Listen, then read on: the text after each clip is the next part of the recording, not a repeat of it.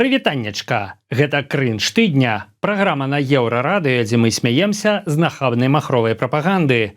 Асноўная ўвага Беларусі, але... Прабачце, у нас уключэнне з Беларусі.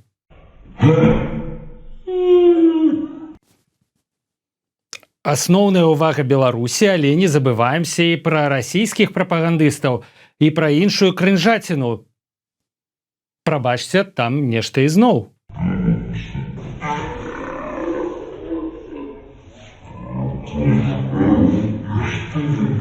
І пра іншую крынжаціну. Зараз самі ўсё пабачыце і пачуеце.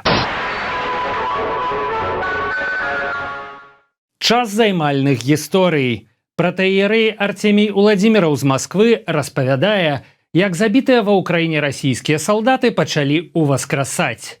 Першым гэта зрабіў чамусьці китаец. Я посмотрел ролик про некого китайца, который участвовал в СВО, получил пулю в живот, развратившую все его внутренности. Он от этого умер и воскрес.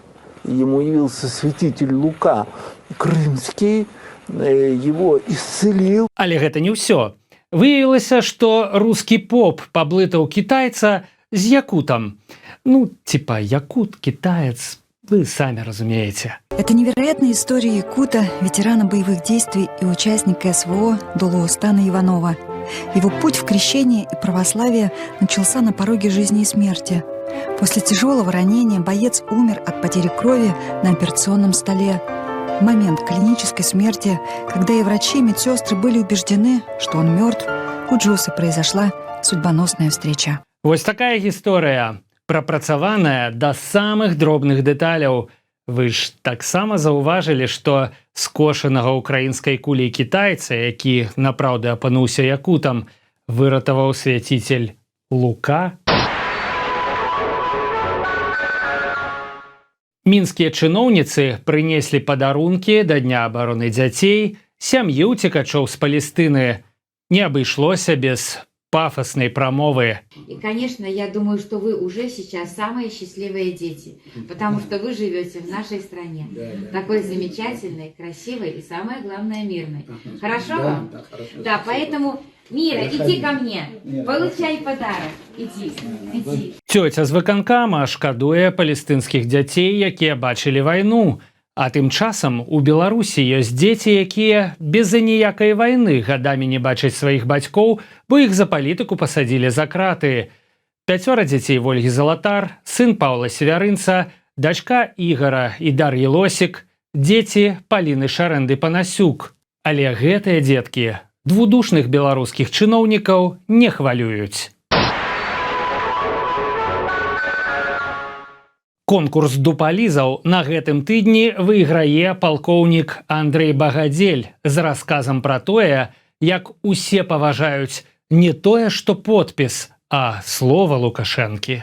Вы вспомните, такой был раньше Рой Вяхерев, глава, который основывал «Газпром». И вот он, помните, в свое время в 90-х годах сказал, когда здесь шла у нас газификация нашей молодой республики, вот он сказал такую очень фразу: «Слово Александра Григорьевича я ценю, и оно стоит значительно больше, чем те подписанные бумажки, которые у меня лежат на столе».